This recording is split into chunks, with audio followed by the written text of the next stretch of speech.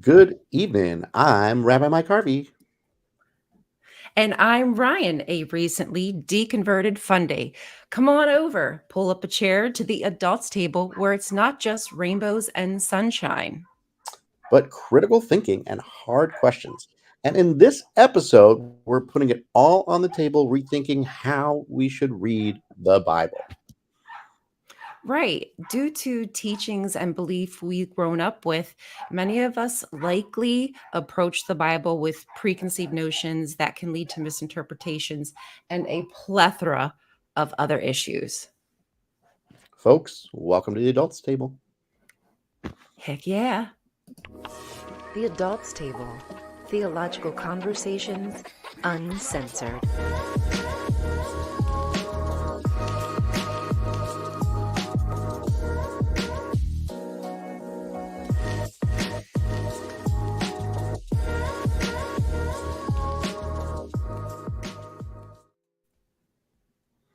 Just over here grooving to our jazzy Heck new yeah. intro. That's right. Heck yeah. First episode. Love it. Yeah.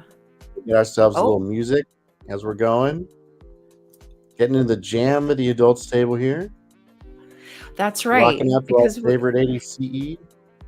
Let's do it. 80C. That's We right. got the best rabbi DJ that anyone could ever have. You've got all the scholarship and the skills of a DJ. Who knew? You know it. Heck yeah. That's what I'm here for.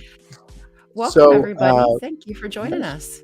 welcome. We're so glad you joined us for our first episode that will hopefully, start us off and get some street cred out there. Both of us have been on shows and other stuff, but we decided, hey, it's about time we do it ourselves.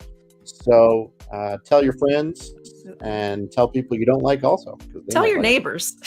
Tell your neighbors, Yeah, tell we don't care who strangers. you tell. It's fine. Tell your pastors, whatever. Yeah, Um, probably your so, pastors you definitely want to tell.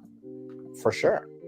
So I think what we'll do, what we sort of Ryan and I decided on is like, every other week, um, or every week, we're going to switch back and forth and talk about some of the stuff that we're passionate about, the lessons that we've been dying to teach you. So I have the privilege of starting us off with one of my lessons, but next week Ryan's going to take the lead about some awesome stuff that she wants to, and we'll go back and forth. So you're really going to get both of our interests and minds, and I think it's just going to be awesome. Yeah, and learn from each other and also from the people. I always learn from the people in my comment section. They'll give me a little hint of something, a little snifferoo, and I'm down a rabbit hole. I love it. Heck yeah, we're big on rabbit holes and aha moments. So Yeah, that's our thing. aha moments are really important, especially if you're deconverting like I am. There's a Yeah. lot of aha moments to be had. And learning how to read the Bible more literally is going to be very helpful in that awakening and those aha moments.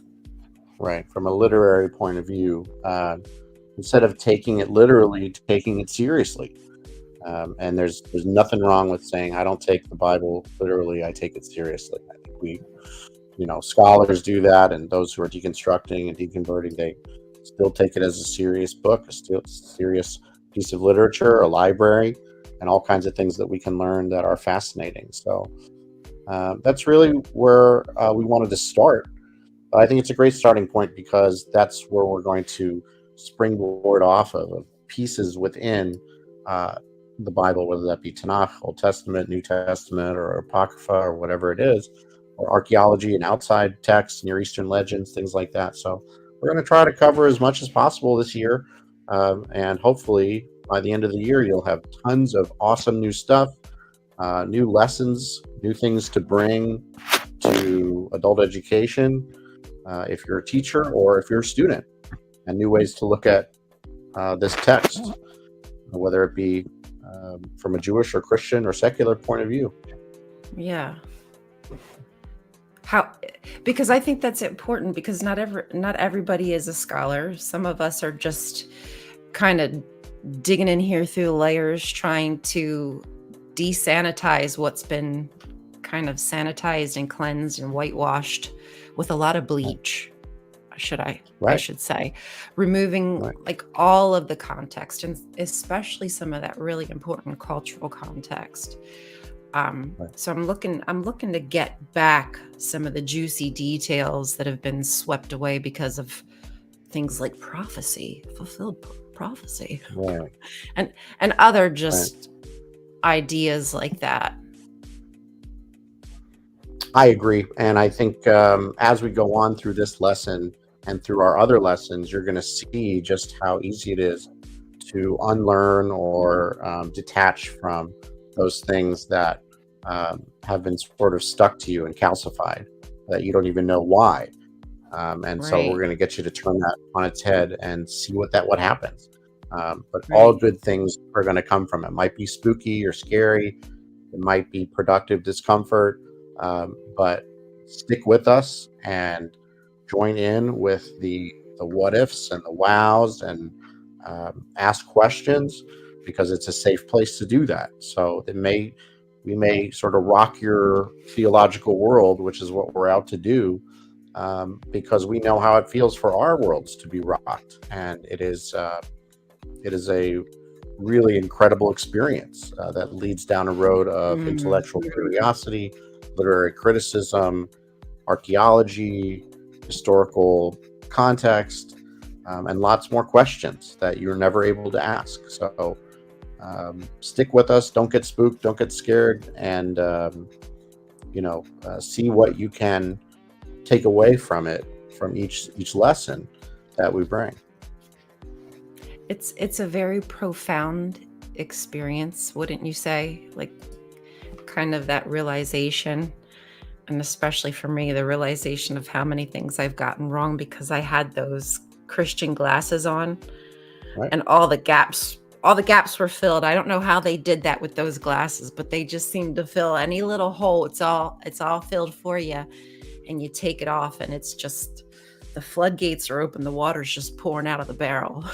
Right. It's all coming at 100%. you at once. It is, and it can be overwhelming. So we're going to take it little by little, but this starting point is going to give you those prerequisites, right, before we dive into like Bible 101, right, which we're going to do later today in this session.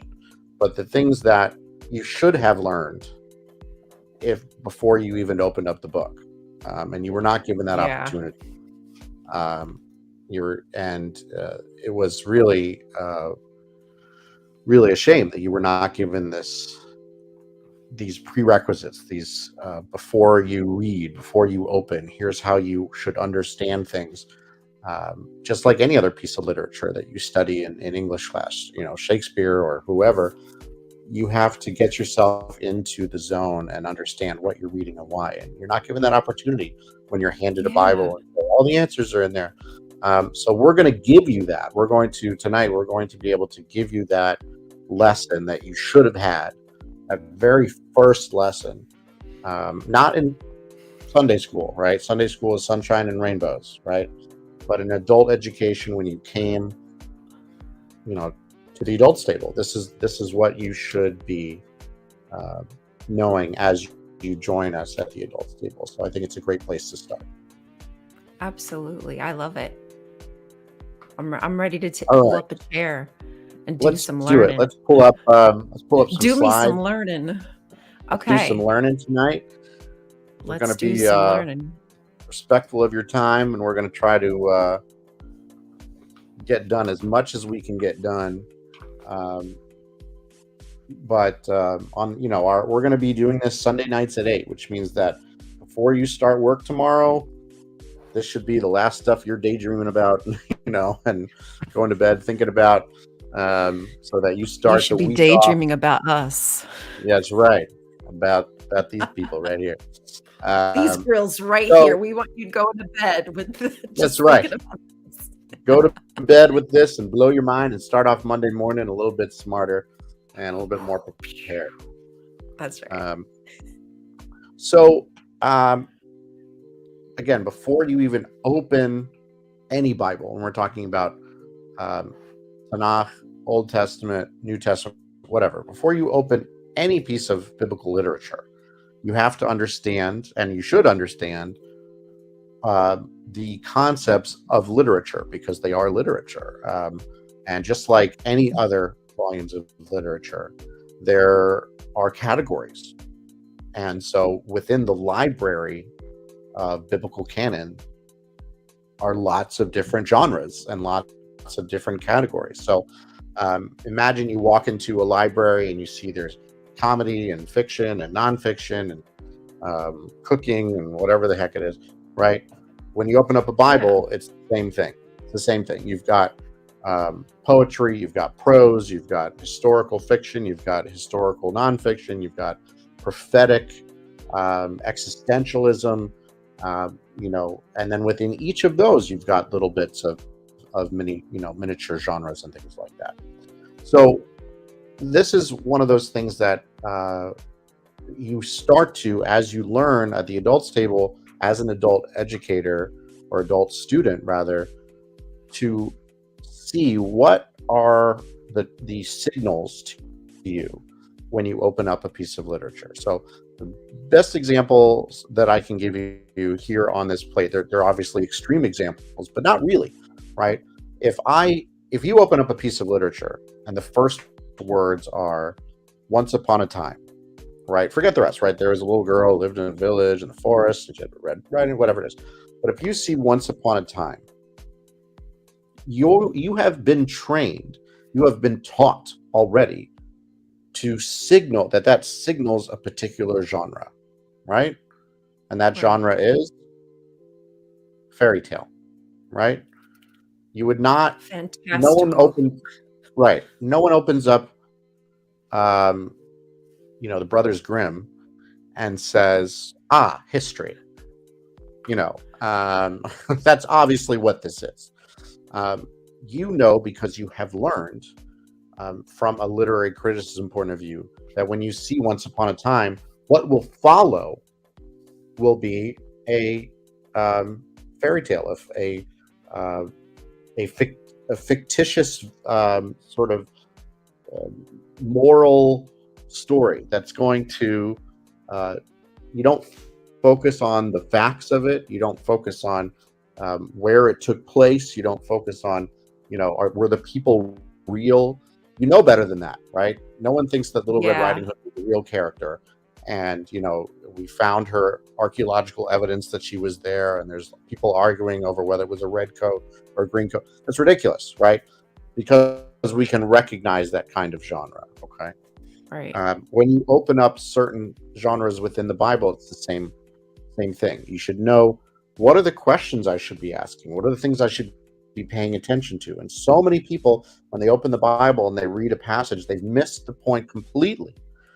Like you would if you were to say "once upon a time," and someone asks, "Wait a minute, did this really happen?" You're like, "Excuse me, no. This is hello." Hello. But don't you know what "once upon a time" means? Right. Obviously, from a educator point of view, I would say, well, actually, no. "Once upon a time" is what's called a literary trope, and it's used in fairy tale genres. And it signals to you that it actually means that what's going to happen is not true. Right. And you actually know that. Most people know that. People don't know how to see the literary tropes in the Bible, and that's what we're going to help teach you. No, So, I would never even thought I needed to do that. Right. Why would you? Again, because everything's sanitized. That's right. It's second nature to you, right? This other one here, right? Bring a large pot of lightly salted water to a boil, add pasta, drain, right? What genre of literature is this? You don't need to go to chefery, right? You don't need to go to graduate school to identify this genre of literature, right? Right. Which means that if you read this, you are to take it literally as step by step a way to create something. You should not ask, wait a minute, whose pot? What color pot?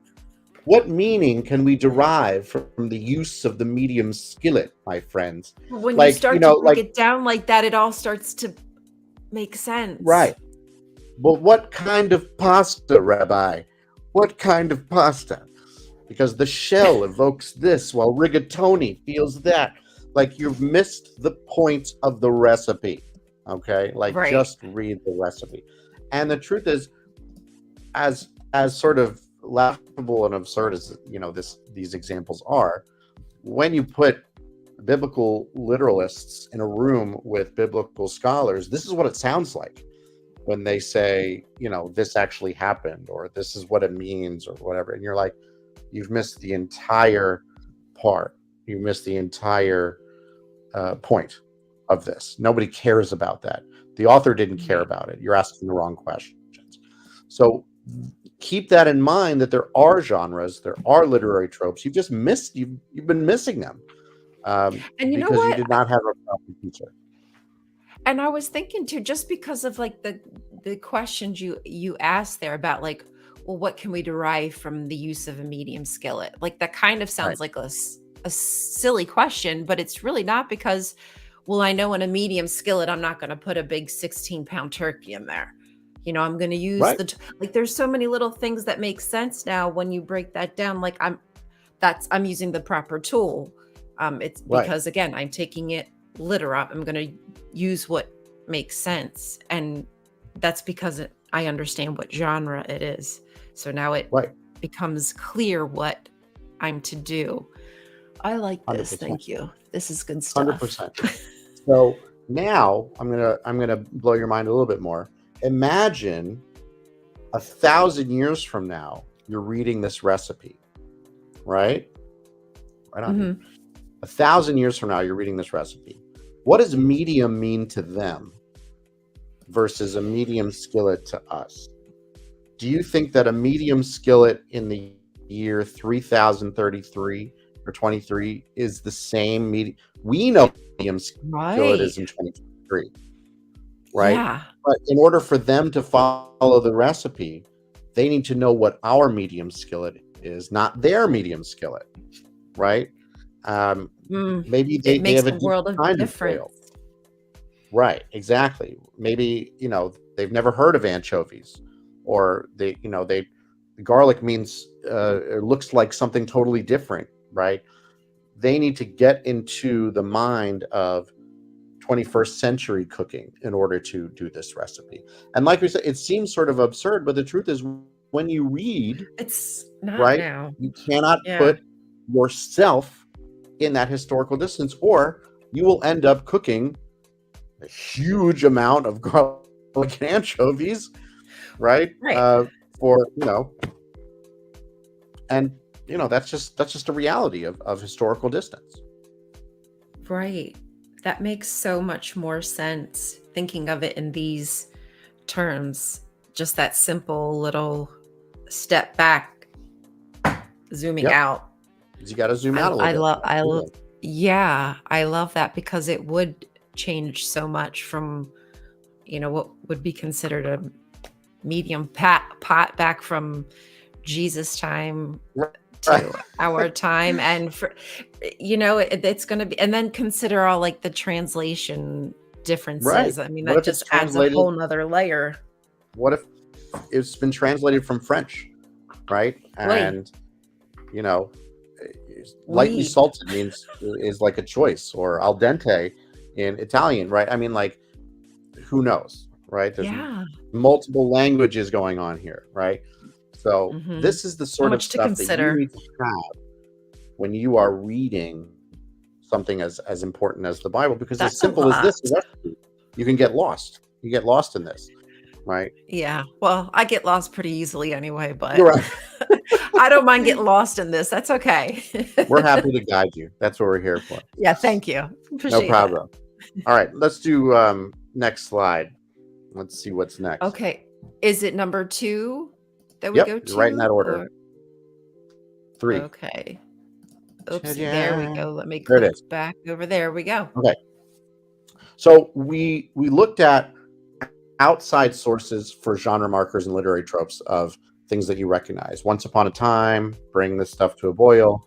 You have learned what it signals to you as to what genre it's in, right? Very few people would identify those genres incorrectly, recipe and fairy tale. It could happen, but very few people would. Now, very few people actually are able to recognize genre markers within the Bible, right? So, for instance, the first one, right? In the Hebrew, you hear "Vayomer Adonai el Moshe lemor," right? And God spoke to Moses, saying, "Speak to the Israelite people thus." Now, that is a literary trope, a genre marker. What's going to go after that every single time consistently is a particular genre. Okay? God speaks to Moses, says, "Hey, Moses, tell them this." Right? What's coming is not going to be a nice little story. It's not going to be a narrative. It's not going to be poetry, right? What's going to come is law code, right? God's laws through Moses to the people, which means whenever you open up the Torah and you see Vayomer Adonai Moshe lemor, and God spoke to Moses saying, laws are coming after that. And that's a genre marker, right? It doesn't take much to be able to recognize that, especially in things like Leviticus and Numbers, where it's Vayomer Adonai Moshe lemor over and over and over and over again. And yet, some people still don't know. They don't see, they don't put together, they don't connect the dots. That's done on purpose by the authors to say, it's going to signal to your readers that I've got more laws to tell you. You've got more laws. So I'm not going to just jump in there. I'm going to give the intro. That's there once upon a time. And your signal to say, laws are coming. Right on. More laws. How to follow this. Listen to that. Right. Okay. Right. Interesting. Exactly. But that makes a lot of sense. Heck yeah. I like that you can keep saying that. As long as I'm making sense, like, great. Yeah. If I stop making sense, tell me. So, well, yeah. Just kidding. Right. So then you see another one, right? In the 600th year of Noah's life, in the second month, on the 17th day of the month, on the day, blah, blah, blah, blah, blah. Laws aren't coming after that. Poetry's not coming after that. It is literally like telling you, on this day, this stuff happened, right? A narrative. You're about to be told a story. You're about to be told, on Wednesday, this is what happened, right? And so when you start to see this guy was this old, Noah was this old, Abraham was this old, it's on this day and in this month, and on that day, this happened, right? It's a story is coming your way, right? You wouldn't introduce biblical text of laws or poetry or something else. What should signal to your brain is they're about to tell me about a story that something happened to this main character on that day, and I'm about to hear on that day at that time. Okay. Right. Exactly. Important event. Some event that I should pay attention to. This is probably important, right? Because it's not just like one day. It's when Noah was 600 years old. It was second month on this particular day. As it happens, the floodgates opened, right? Rain fell. So they're adding that detail. That's right. And the truth is, like, most people who read or retell the Noah story, they don't remember what day it happened. But that's not really the point, right? No one says, does anyone remember what day, the flood came? And they're like, in the second month on the 17th day? That's not important. Important is the literary trope signals you to say story time, and you read the story, right? If you take it literally and you're like, wait a minute, what month was it? And what was the 17th day? And why was it round? Like, dude, you just read the story. Like, we're just telling you it happened on Wednesday. Like, that's it. We're just telling you it's medium skillet. Like, come on. We're just telling you medium skillet. You don't need to, what meaning can you derive by 17th day? Nothing. Okay. It is just that day. All right. Like the story has meaning. Okay. That's important. That's the meat. That's the meat, right? It's the meat. Exactly. And then finally, right, and this kills me every single time that when people cannot tell the difference between biblical poetry and biblical prose. First of all, biblical poetry is not history. It's not literal. It's not a story. It's literally poetry. It's poetry, right? For the And leader, there's a some psalm of good David. poetry in there. There's great poetry in the Psalms, but There's also some beautiful inset stuff in there, poetry, man. right? In Numbers and Exodus and all. There's all kinds of poetry in there. And nobody says, hey, I read this E. Cummings poem, and I think this refers to a historical time of this. Or, no one reads the sonnets, right, from Shakespeare and says, these are laws. And I should derive and build laws off of this, right? And belief systems off of this. They're poetry, they're songs, it's art that got in there. And so what they represent is an artistic view, right? And we see that because they introduce it that way. A psalm, Right. right? They do it right for you. Ready? Poetry. And now poetry. They don't even, they put it out like super, like, it's not like, is this poetry? Because we have to understand the grammar and blah, blah. They're like, no. Hey, reader, and now a poem. So anyone who And people reads the still poem miss it. and is like, this is a story, it literally said it's a poem. Like, Yeah. pay attention, y'all. I mean, come on. People still see the parables and Yeah. take them like seriously. Right. It As like, says parable. right. It says it. It says parable. Like What there are meanings for? to parables, but not that, so in general, when we are opening up any book of the Bible, the Torah, whatever it is, have we missed the entire point? Has some pastor done fire and brimstone from his pulpit and said this little word of this little verse means this, and then when you go in and you read the context and you're like, dude, what? He was just saying medium skillet, bro. He was not saying you go to hell for pasta, okay? Like, that's not what it's about. The fire underneath the skillet isn't hell, okay? Like, Wait. My husband has celiac, and he kind of does go to hell when he fine, has pasta. So I mean, no, you're right. that's You're right. that. If it were a lactose-free recipe, I'd argue the same way, right? Exactly. He's and the Jews don't really react well. No, but you're right. I mean, but again, right, if you're, and there's nothing wrong with like modern day interpretation if you want to make it like a midrash or like a hey, this could be a good feel good thing. But if you put too much meaning into these things to sort of do control or to negative stuff, right? If someone were to look at a recipe for pasta and say, we know that it's Satan cooking because there's fire involved, and therefore the pasta is evil and we don't eat pasta, right? I could see a pastor doing that, right? Oh, I could too. Right? Garlic is evil and the anchovies are evil. Right? This is how like kashrut law is built, right? I can see how a narrative can be built and twisted quite easily. Right, with eisegesis, right? Instead of exegesis, you put whatever you wanted to get out that day. There. You wanted to talk about Satan, fine, but this is a recipe for pasta, bro. And you went too far with it. You took it but too that far. will happen. That will happen with biblical verses, and it happens all the time in terms of Christian interpretation of things like the Garden of Eden, right? When the snake is just a snake, man. And if you say it's Satan, you have not read Genesis, because it's just a snake.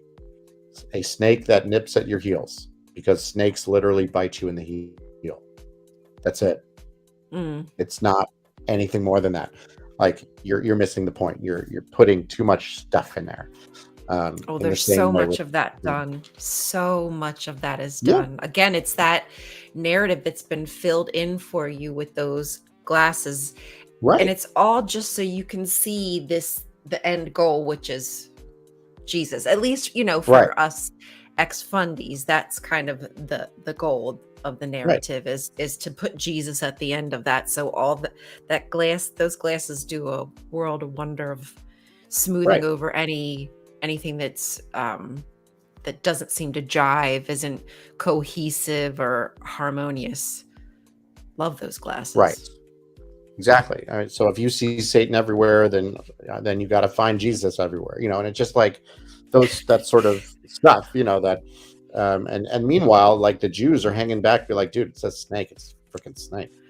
Like, I don't know what y'all are Hello? worried about. Like, what are you guys doing over I don't even know what y'all are doing over there, but spinning our freaking wheels over nothing? Oh, it's a freaking goodness snake. gracious. It's a freaking Anywho, a snake is a freaking snake. it's sometimes a snake is a snake. Sometimes a snake is a snake. All right, let's go to number 4 here. Number 4. Yeah. We can do it. Yeah. So we did genres, we did literary tropes. Now we're going to do motif adaptation, right? Okay. A motif is it's a really important literary element, right? We see motifs and motif adaptations in the Bible, in the Torah, in the New Testament, and from outside literature into those works, right?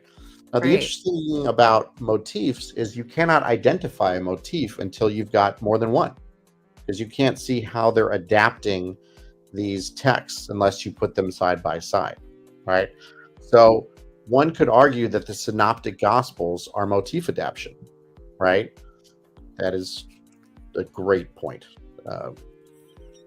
It's a very prudent point. It's very, very, very good. True. So, but you're right about the gospels. Right. So they have been adapted. They carry the same theme. They have the same sort of an opportunity to engage this sort of situation. They might have similar plots that go off a little bit, similar characters, similar places, but the story goes differently, right? And this occurs in the Torah all the time with the rock water stories, the sister wife stories. There's 3 of them. For rock water, there's 2 of them. And then when we start to look at outside Near Eastern literature and we read the Noah flood story, if you put that right next to Gilgamesh and Atrahasis, you see a motif adaptation happening. This one uses a raven, and that one uses a raven, and that one does a dove, and that one uses a dove. And this is 150, and this is 40, and then this is this kind of wood. And it's impossible to not see that this has been one story adapted, not all the way, not completely copied, but it's been adapted to fit a different people's motif, right? And this was a huge thing that occurred in the ancient Near East. There were no copyright laws back then, right? So if you liked a story, right, all you did was you changed the name of the main character, right? You're like, this seems like a good story for my buddy Moses. And then you changed some details, and all of a sudden that person's story became your story, right? And you can literally see, I know, Ryan, you've looked at all kinds of archaeological stuff and Ugaritic texts and Asherah and all that sort of stuff. You can see them side by side of someone saying, wait a minute, I'm going to take a little piece of that and build something off of that and make it my own, right? This is my story. They're inspired by it. Right. And so what you take from that is that these were popular literary tropes. These were popular literary ideas at the time, whether it's Atrahasis, which is 1,000 years from Gilgamesh, which is 500 years from Noah, which is this story that was told around the campfire, was written down. Someone liked it and said, I want to put that in my mythology too. Like, here's what I'm going to do. And so we see a lot of that. And one of the things that I will teach later in the year is those motif adaptations, those really plain side-by-side synoptics that you can see how authors, take a look at what's in there. And what's So the question isn't did it really happen? The question, because that's a useless question. The question is, which came first? What was so important about the story, and how did they all end up in the same canon? If there's three of them, who made that decision, right? These are the more fertile questions that you would ask about something like that. I think probably it's one of my favorite motifs, right? Is the flood. Yep. Yeah, the flood I think motif. that's probably one of my favorites, just because it was one of the ones I first woke up to, is realizing that that was not the only story. It blew my, I have this whole huge piece of paper as I was learning about Atrahasis and Zuasudra. Don't know how to pronounce that name. Gilgamesh, but all these different flood narratives, and writing down all of these details, going like, oh my God, how do people not know this? Why is this the first I'm learning of this? Everybody else knows this, but I'm like the only person. Like, people would comment on my videos going like, yeah, we all knew that. Like, no, we do not all know this. We do not all know this information. No, and that's on purpose. Remember, like, it was purposely not shown to you. Before there were book bans, there was this sort of thing where you're like, don't read Gilgamesh and Atrahasis. Noah's the only flood story, and that's it. And you don't even recognize that there are two flood stories within the Noah story, and all you have to do is read them. How did I not know that? And they're so different. One is like seven of a kind or something, and the other is like 2x2 versus 2x2, 150 days versus 40 days. There's so many freaking birds. I'm so mad at myself. Well, here's the thing.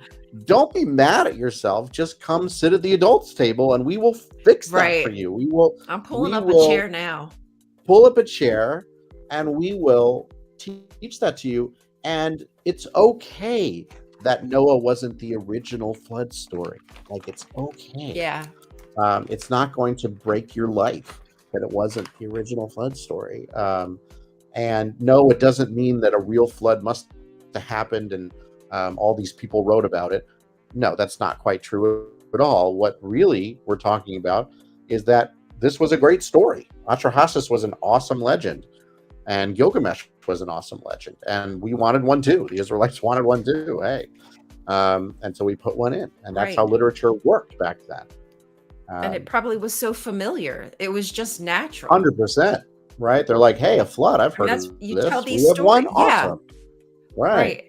And all the symbolism of, like, what water symbol. I mean, again, that's like another common kind of motif throughout the Bible, is control of water and of sorts. So it's and the that was intrinsic to like people and relationship between God and people and animals and earth. And so this is a beautiful thing that people at the time were like, this is awesome. And then you get what's his face, Ken Weirdo, who's building an ark in Kentucky, who says this is real. Like, this was the real thing. There was a real flood, and you're like, dude, you have missed the entire point of the flood narrative. And it's just like very, very sad in that way. Right. Are you getting up to do something? Okay. Little Miss Pickle's getting a treat. Oh, gotcha. Okay. Everybody wants to see it's hard to see her. I'm sorry, you guys. I'll have to get better lighting for Little Miss Pickle. But she wants her little seat at the adults table as well. That is fine. We do not discriminate. We don't discriminate here. Everybody's equal. We don't discriminate at all. Yeah. Our credo, is little Talmudic. It's from Hillel. It's don't be an asshole. So I think that's something I could live by. That's it. Don't be an asshole. That's the boundary. Don't be an asshole. Why was that not like the golden rule in the Bible? Don't be an asshole. It kind of was. That might have been simpler. But that's the thing. All right. let's go to, where are we on? 5? We're on 5? 5, yes, we Yeah, let's see are. what's on 5. There might be some cool stuff on 5. We don't have to do that. Let's go to 6, because we talked about multiple clusters just then. So this is a visual representation of what we just talked about, of Atrahasis, Gilgamesh. You get a multiple cluster, and then you get these 3 stories, right? And so the questions are, like the multiple cluster, create, you have these stories that come out of it. So was there one story that led to that, or were there 2 motifs that came together?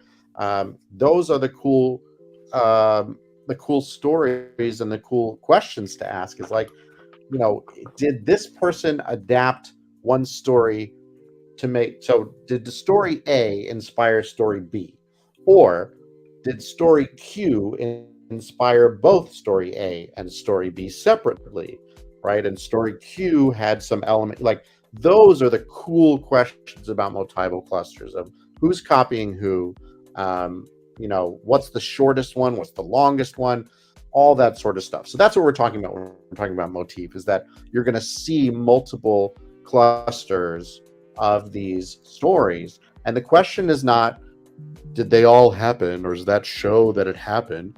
That's a stupid question. The question is, because you can't answer it, right? The question is, well, what do why does this one for that audience? And then if that's for that audience, who's the second one for? Is it for the same audience, or was it a different audience? Did they even know that they were going to be put in the same canon together? Probably not, right? And now there's 3 of them. What do they do now? People had no idea. That's more fun. That's more fun, right? Then, was there really a sister-wife story? Like, who cares? You've missed the point of it. Okay, next. Far. Let's see what's next. Yeah, let's see what's next. What do we got? This is one of my favorite parts of the lesson. My favorite parts of the lesson. Okay. This is a good one. So everybody take a look at this picture, okay? And you'll get the whole like lesson of it in a moment. But if this is what you're shown, right, Ryan, think of those glasses, right? If this is what you're shown. Yeah. Okay. What is happening, right? What would you say is happening? What are the things that you could point out? I do this lesson with a lot of people, right? Obviously, they see there's a ship. They see maybe some dark clouds. There's another fragment of a ship. Maybe the water is sort of wavy. Doesn't look too bad. Maybe a little turbulence there. I'm not sure. It looks like an old style boat.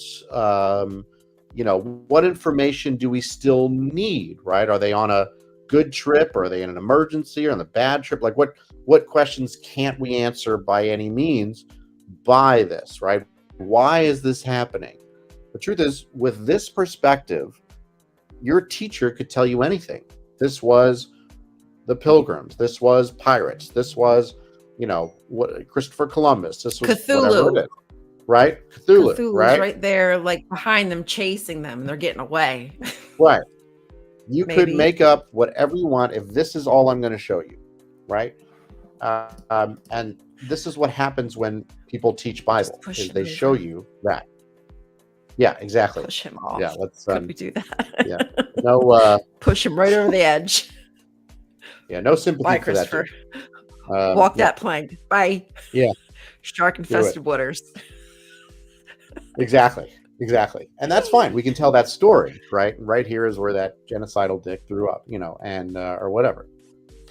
But then if you widen the gaze, right, a little bit, okay?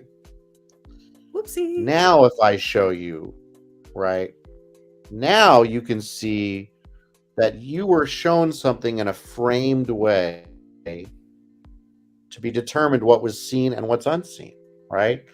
We see what is framed by the translation, right? Someone is framing it a certain way. What editing has been done, whether it be, within the text itself, or when someone, when a pastor or whoever tells you like the gist of a story, right? Or their version of this, the what's important. They're going to show you that the lessons of it, Mm-hmm. right? Or redaction of, here's what I think about when I think about the Akedah, the Abraham sacrificing his son story, right? And then you leave out all these other details because they don't fit your story. And so your perspective of that story is forever just that tiny little, right? This little part. Right, that little And then window. that little window, and then you open it up and you're like, holy crap, Pastor, you missed a really big, important part of the story. And I know it doesn't fit your agenda, but they're all going to die. Like, they're all going to die. You didn't tell me that part, Going down. Right. They're all dying.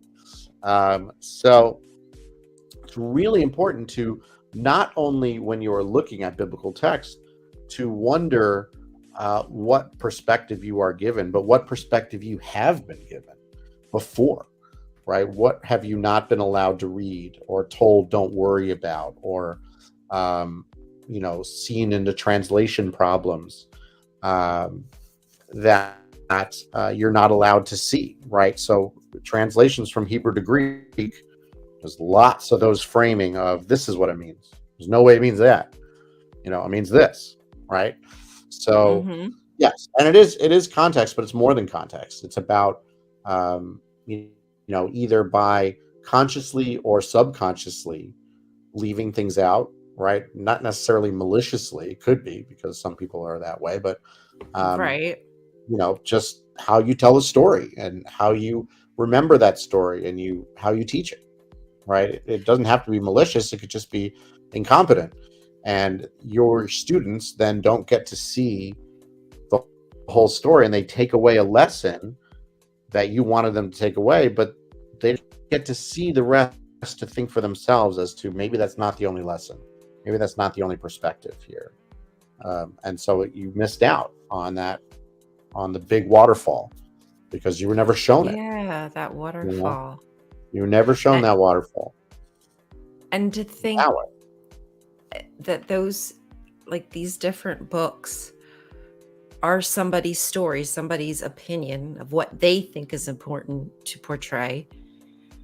And, there could be something true about that, whatever, Right. That's not the point. But then Right. the next person has their opinion of that person's opinion, and then that person has an opinion of that. And is the Bible being inerrant a teaching in Judaism? Like, I know that they teach that, this comes from God, but inerrancy? No. The Torah is seen through certain denominations as divine and perfect, right? Meaning that, like, if you find problems, it's your problem, right? You just don't get it. I love that solution. Like, it's always my problem. How Jewish is that, right? If there's a problem in there, yeah, that's yours. Okay. God got it. Why don't you? All right. Right. Yeah. So a little bit of Jewish guilt there, of, missed the big shot, doesn't get the Torah and what it means. Okay. That sounds like your problem, Shmuel. But when it comes to the rest of the Bible, no, even the most ultra Orthodox understand that some of it is, ahistorical or, symbolic, metaphorical poetry. Like, they understand that, right? They take it seriously from this point of view, but no, even the most ultra Orthodox will understand that not everything is inerrant and literal in that way. Yeah, that's a very kinda, late idea. okay. I was wondering about that. I wasn't sure, just because we know that that's obviously what most of us are taught when you're a Christian, is that everything's right, nothing's wrong. And yeah, it kind of Right. is your problem if you don't get that it's Right. I think that's kind Honestly. of similar. You don't understand? 100%. That's your problem. Right. The problem is you don't believe hard enough, or your faith isn't good enough. That. Right. It's that guilt of, you're asking these questions. What's wrong with you? Right. Like, You're not supposed to ask these questions. You're just supposed to accept or whatever it is. It's not quite like that in Judaism. Questions are good, but it's sort of like if you can't get to the bottom of that, or it doesn't make sense to you, you just haven't studied hard enough. Like you haven't figured out what is supposed to be, and you'll get there. But you just keep on trucking. That sort of thing. Toot toot. So, exactly. Keep on trucking. Or training, whatever. That's my motto. Yeah. Yeah. Or that as well. That's kind of my Whatever motto. that, Keep on trucking. Yeah. Whatever that mode of transportation you were imitating there. Okay. What's next? What did I have What next? is next? What do we have here? Maybe it'll be good. Oh, okay. So you were talking about inerrancy, right? So this is great in terms of a segue that prior to please don't do that. God needed more sailors in heaven, says Dan I mean, D. as a hospital chaplain, that rubs me. Like next time someone dies, I'm just be That's like, gotta God be needs so more hard to sailors hear. Like, in what do you heaven. do when people say That's that? Do you just like bite your lip and? Yeah, I leave. I leave. I'm just like, I'm gonna leave you with all of that. Yeah. Bless you. Right. Bless you. Goodbye. Peace out, brother. Because we're not gonna get anything done today. Oh, that's difficult. Boy. Yes. In any case, On prior that to note, the moving Hellenistic along. era, right? In this era, right, up to 31 BCE, right, anonymity was the rule of law. Okay, which means fantastic. Which That sounds means that nobody cared who wrote what back then. Trying to find the author, nobody cared, right? And there's this great cocktail party word called pseudepigrapha, where if you wanted your story to be read, you slap on a name that people know, right? So if you're a guy who's got some prophetic work that you want to write and get published, you say it was Isaiah who wrote it. And that's why we've got 3 Isaiahs, right? Because 3 dudes were like, hey, people listen to this guy, right? They're going to read my stuff. Identity theft is not a joke, Jim. Cost me $12. Identity theft is not a joke, Jim. I love that. Sorry, I don't know why that popped into my No, it's exactly what it is. But I mean, that's pretty interesting to know that that's really just kind of how it was. Like we want to know who wrote it, why they wrote it, da da da da. But back then it was just kind of like, oh, that's from Paul. Okay, that sounds good. Let's throw it into the canon. Right. Throw it on in there. The author did not want his name on it, right? The author wanted it to be read, right? So it's not like today where you'd get sales, right? You'd get like royalties, right? Instead, you want it to be popular. And so if someone's reading your stuff and it's anonymous, you're like, hey, that's mine, right on. That was the motivation back then, right? So most of the texts are authorless, right? Or ascribed to someone who's not the author. That is not how you spell it, but a medical condition from popping too many allergy pills. Sudafed. Also, Pseudepigrapha. Oh, fantastic! Yeah, my eyes are watering. Seriously, you can't buy that here because people make meth out of it. I know you've got to have an ID for anything nowadays. It's kind of wild going shopping. Right. To my commenter here, Lady Cassie, Jesus would not be able to find any Jewish lawyers these days to represent him. I'm just going to put that out there. Sort of ruin. Not happening, Jesus. Not happening. Figure it out yourself. Christian law firm. Okay. because we're not going to do Might that. need to borrow some money from No. Satan. Satan's Right? good Yeah. system. Try his. Yeah, he's got some good lawyers down there, I hear. He's So got yeah. the best. So Huge. yeah, the best. Okay, so that's an anonymity. Let's truck on. Choo-choo. Let's keep it moving. Right. Redaction. Yeah. All right. Let's keep going. Choo-choo. Toot toot. Okay. So biblical authorship, we don't have that much time, but I will spend an entire lesson on biblical authorship in terms of the documentary hypothesis, divine Yeah, I authorship, have so many questions about that. sojourn, all of that stuff. That deserves its own lesson.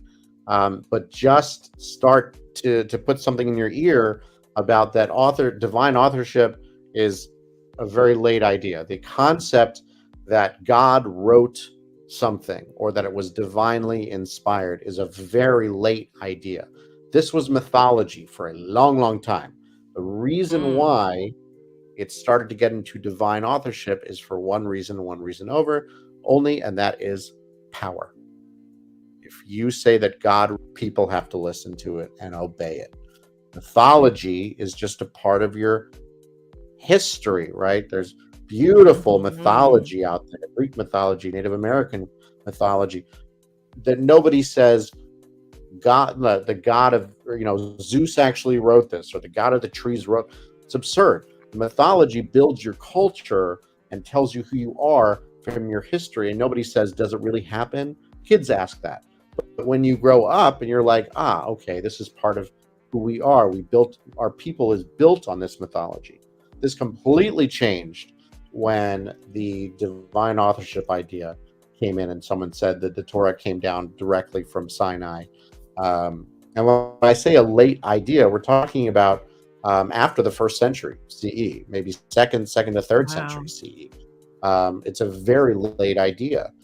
And so that is when things started to change in terms of taking things literally, taking things extremely seriously. Laws became divine laws, punishments became divine punishments. And so that is... Would you say... Yeah. Sorry, would you say that they took that... I don't know if I'm getting this right, the genre marker of and Yahweh said to Moses, and kind of used that, weaponized it as a means to it's coming from God. That's a great way to say it. And I think if you were to study if we were to study in that sort of that field to say, where is that literary trope of and God spoke to Moses saying, and here's those laws, right? That particular author who sprinkled those in had an agenda of, here's how I want Israelites to live, or here's where I want people to think Israelites lived. These were the laws or whatever it is. And yet, by saying, God spoke to Moses saying, instead of Moses said, then all of a sudden you've got God behind you, and you're like, well, now I really can't have cheeseburgers, because before it was like, maybe I can't, but now I definitely can't. Shrimp is right out, lobster's right out, all that stuff. Out the door. 86. Right, out the door. Because God said so, right? Who cares what Moshe said? So he doesn't like shrimp, fine. But Jay, not for long, brother. Come on over to the adults table, Jay. Come on You're over, here. man. You're fine. You're safe. Good food. There's no kids mac and cheese. The good spiritual food. Dog. Okay, we got the good stuff. All right. We have that WAP macaroni and cheese. Oh yeah. Macaroni in a pot. That's what it sounds like. Oh, I love that stuff. Endless enjoyment. Oh boy. Okay, so I think we're gonna wrap up, but let me see if there's anything big that I missed. Yeah, you can smoke if you got it. Yeah, keep going. Keep going. Scroll. Translation. Oh man, wish we had time to go through this. Ah, what a bummer. If you guys can stay for like 5 more minutes, is that okay? I'm good Okay. for 5 more. All right, 5 more minutes. Okay. When we 5 talk more. about we talk about translation. Okay. First of all, if you've never spoken a second language, you have no say in this fight. Like if you've never learned another language, you have no idea what translation is capable of and what is not capable of it. I mean, if you learn Spanish and English or French and Italian or whatever it is, you're going to encounter those. There's one word in one language where you say, "What does this mean?" And the person says, "Well, you don't really have a word for it. It kind of means this." Right. But not in this context. Like here, it kind of means that. And you're like, that's like 10 words. How am I supposed to write down that in one word? And you're like, you're not supposed to. That's why different languages exist, right? There's, 20 languages or 20 words for snow in, the Eskimo language or that sort of thing, right? There's complications of what kind of Different snow. Where genders. exactly, all that stuff, right? So when someone says I read it in translation and it's perfect, you're like, look, dude, no, there's no such thing as that. When No. it went from Hebrew to Greek to Latin to English, and all these people had all this other stuff there, ruined completely because the complexity, the ambiguity of that has been completely lost. And Hebrew is such an ambiguous, like who knows kind of language that when you put it to something like such a straight shooter as Greek, where someone's like, well, it could mean this or it could mean this, and they're like, no, it means this, and that's it. And so all of a sudden you have all these people saying, this is what this verse says, and you're like, does it really? Does it though? Really? Does it though? Yeah. Really? So this is a great example of it. There's a word in Hebrew called dafka.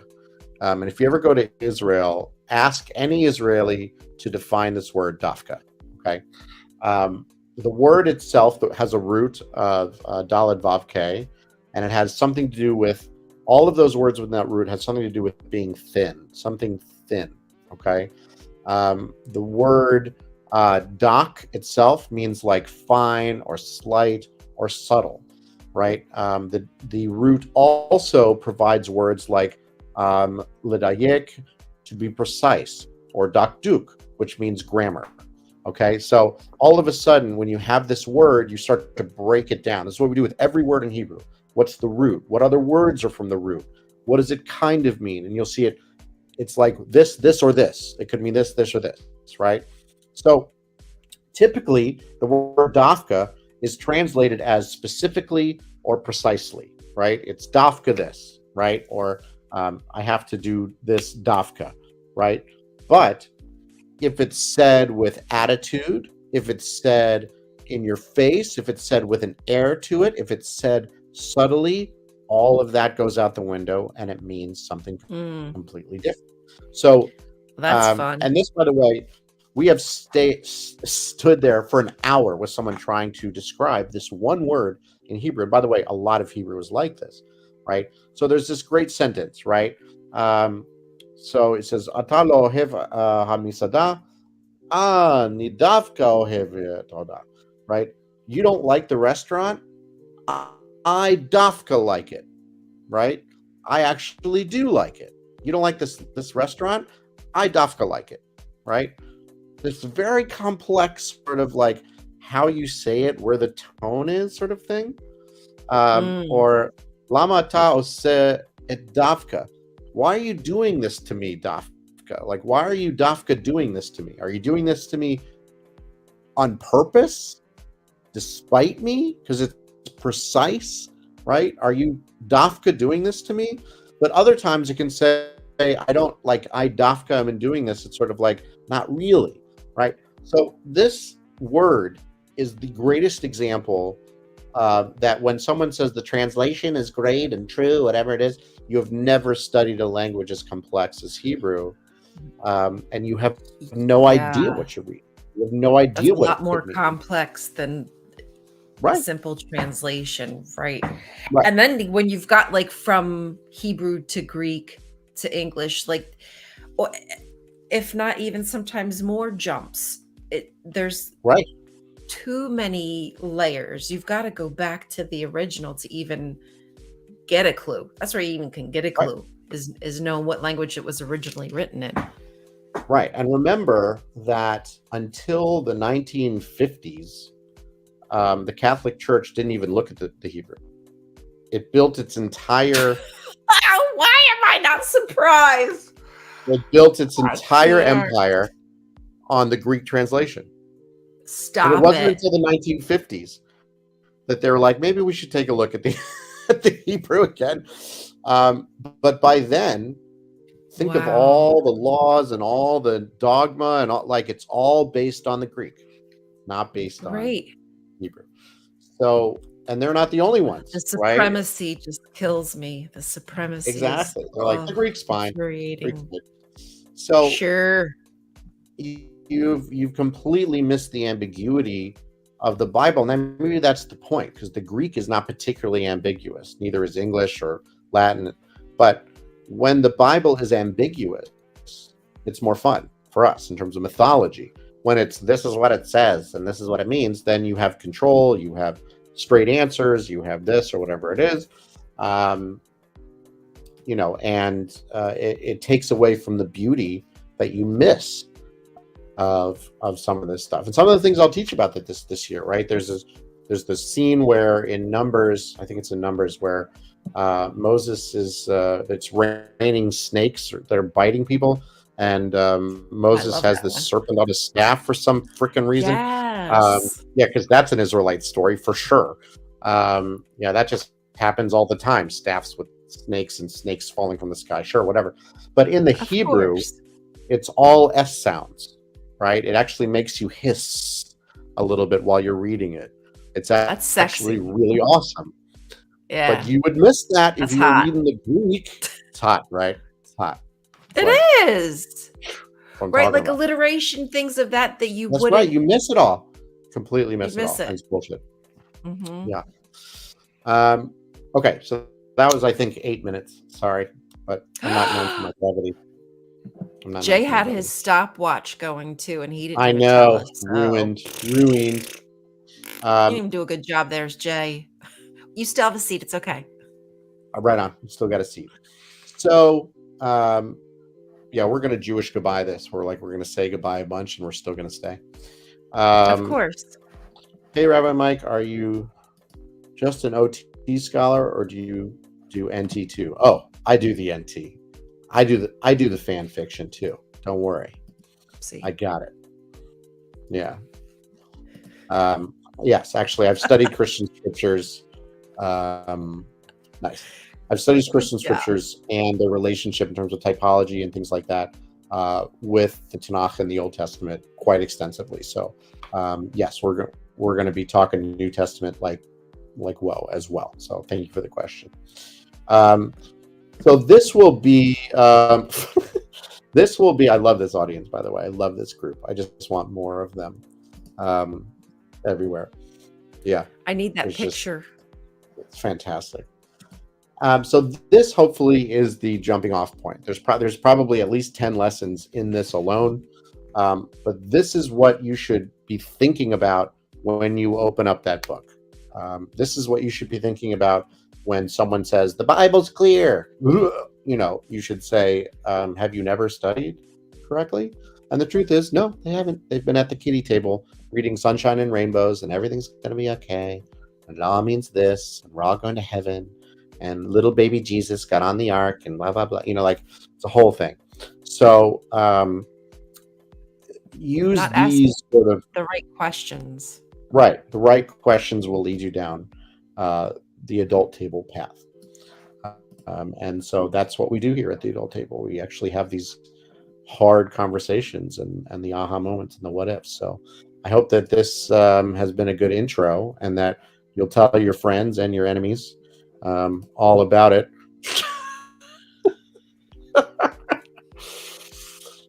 Of course. I had to. Of course. That's amazing. How quickly that came out. That's amazing. I just have Uh, to give a big up to Jonathan. He's the one who right on. made that. I love But it. yeah, I thought that played in perfectly. It's Okay, I'll take just that off. fantastic. Sorry. Fantastic. I love it. So yeah, but that's what I've got for you guys. Ryan, if you want to That wrap was up great. and yeah. I thank you so much for going through all that with us tonight. I do believe it will help us to understand like the context in which we should take these books, these authors, just from reading probably the first couple words of it, what genre it fits in, how serious we're meant to take it. Are we missing the story because we're reading into something that just says a medium skillet? It's a medium skillet. Right. Sometimes a Um, skillet, dude. Sometimes a snake is a snake and a skillet is a skillet. And I think Right. that kind of wraps it up how simple we're hoping to make reading the Bible. This was brilliant. Thank you for all that education and a fun little package, Rabbi Mike. DJ My pleasure. Rabbi Mike, should I say. That's true. We've been listening to Daydreaming all night. I hope you like the little smooth jazz, little Smooth electronic jazz, we've been listening to.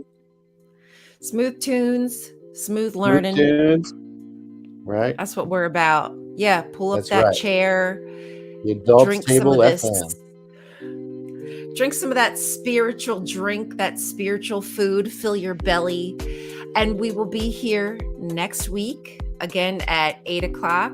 I have not yet picked the theme of the show, Oh, but it's going to be but good. I will be working on that. It's going to be good. Yeah, just look for that link. We appreciate everybody here that supported us. Jay, Jonathan, Dan D, Lady Kazi, Pragmatic Crystal, James. Oh, and follow Zul. Oh, you came a little late, but we appreciate you being here. You can always rewatch. Catch us next week at 8 o'clock for some more biblical education. Thank you, Rabbi Mike. And we'll see you soon. Bye, everybody. Peace out, friends. Peace out. Don't forget to pull up your chair. That's right.